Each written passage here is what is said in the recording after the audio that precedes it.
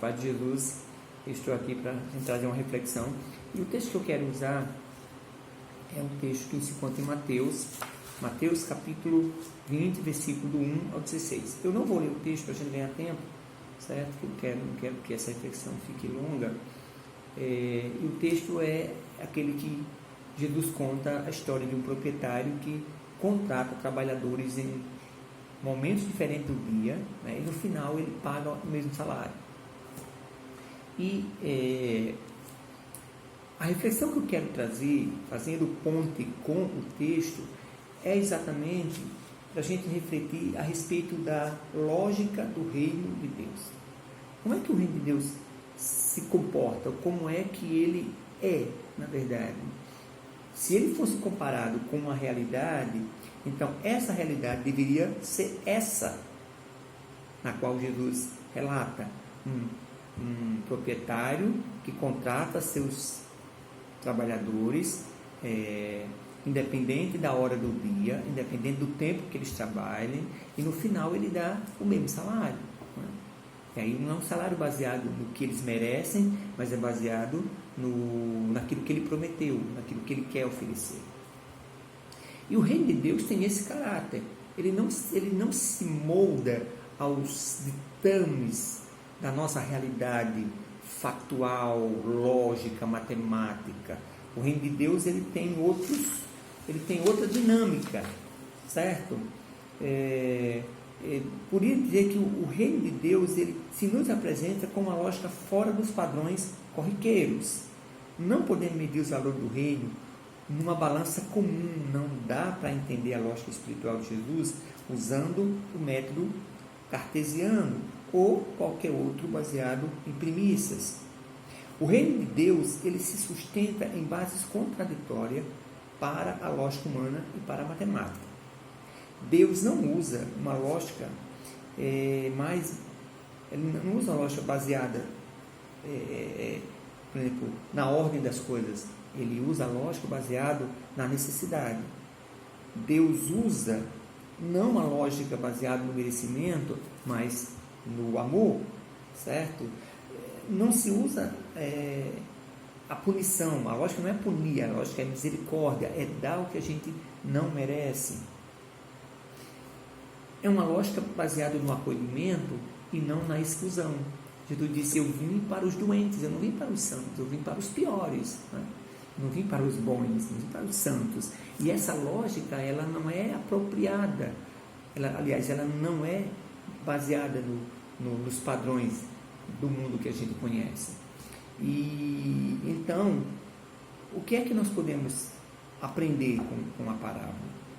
A gente vai aprender com a parábola que Jesus, o reino de Deus, aliás, ele não é para se associar aos padrões do mundo. A gente não pode agir como o mundo age, certo? A igreja, ela é uma entidade que ela vai na contramão. Ela não pode agir como as instituições do mundo agem.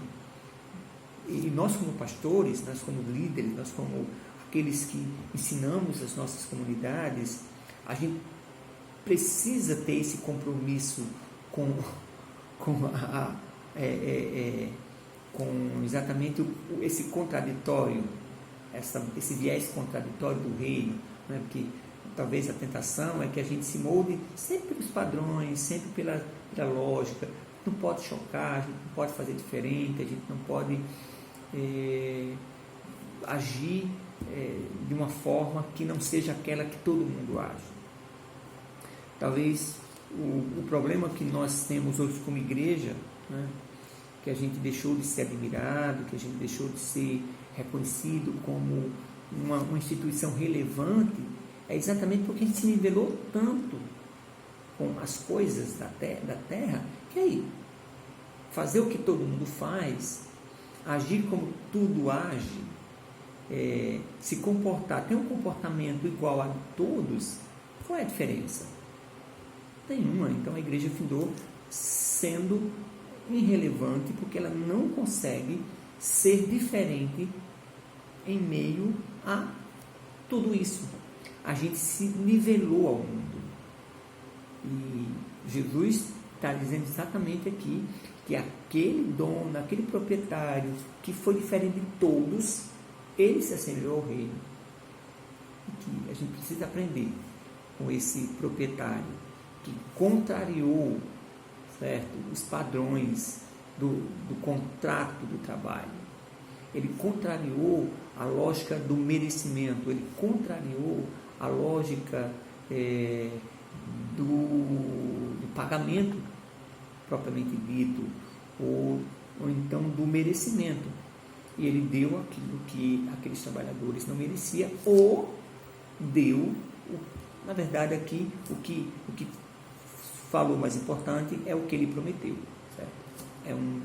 É um relacionamento baseado na promessa. Ele diz: eu prometi a vocês que eu ia pagar, e se paguei. Porque se eu dou a mesma coisa a todos, então não cabe a vocês reclamar porque vocês receberam que eu prometi.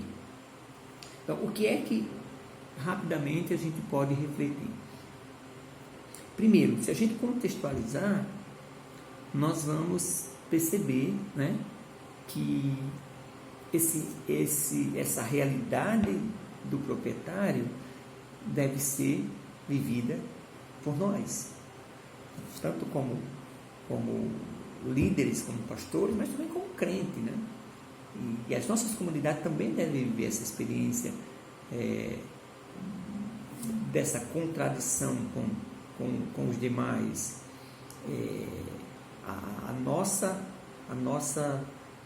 O nosso compromisso vai ser exatamente com tudo aquilo que o mundo não tem, com acolhimento, com amor, com perdão, com a misericórdia, certo? Com a compreensão, com a tolerância, e talvez é isso que está faltando na igreja, né? A igreja finda sendo muito severa, finda cobrando das pessoas muita coisa, apontando o dedo, julgando, e aí a gente precisa amar mais do que apontar o dedo. Uma outra coisa que nós podemos perceber no texto é que o proprietário ele não fica lá, ele não sai a primeira vez e para. Ele vai de manhã, ele vai de 9 horas, ele vai de 12, ele vai de 3, ele vai faltando 1 hora. Quando é que devemos ir? Em todo o tempo. Não pode ficar escondido dentro das nossas igrejas, não pode ficar escondido no nosso mundo e não ir aonde as pessoas estão. Aqui o proprietário saiu, o proprietário não esperou que os funcionários ou os trabalhadores viessem pedir emprego. Ele foi buscar, né? E ele passou o dia inteiro buscando. E a gente pode entender que esse dia ele corresponde a esse intervalo entre o início da igreja e a volta de Jesus, ou entre o nosso ministério, ou a nossa vida como cristão, certo? Enquanto estivermos vivos, a gente precisa ir, a gente precisa sair do nosso conforto, do ficar. E outra coisa é quando fazer isso, né? Aliás, onde ir? Quando é em todo o tempo, porque a gente viu aqui que ele vai o dia todo, mas onde ir? Em qualquer lugar onde estiver alguém ocioso, que esse alguém ocioso aí seria o tipo de pecador. Onde estão os pecadores, aí estaremos nós, porque são eles que precisam de ser acolhidos, são eles que precisam ser convidados para trabalhar, para estar nessa seara, e aí certamente o pagamento não vem da gente, né? Deus se responsabiliza pelo salário de cada um, que certamente quer dar a todos. E nesse sentido, queridos, acho que a gente precisa ser mais esse proprietário, a gente precisa ser mais esse homem, a gente precisa frustrar mais essa realidade tão comum e tão natural. Então, que nessa manhã a gente possa refletir e queremos ser esse proprietário que vai de encontro à lógica natural, à lógica do mundo, e irmos mais além, sairmos todo o tempo e buscarmos os necessitados. Tá bom? Deus abençoe, que o Espírito Santo se encarregue de nos alertar e de nos fazer viver essa experiência cristã que não se parece com nada do que a gente conhece na Terra. Amém.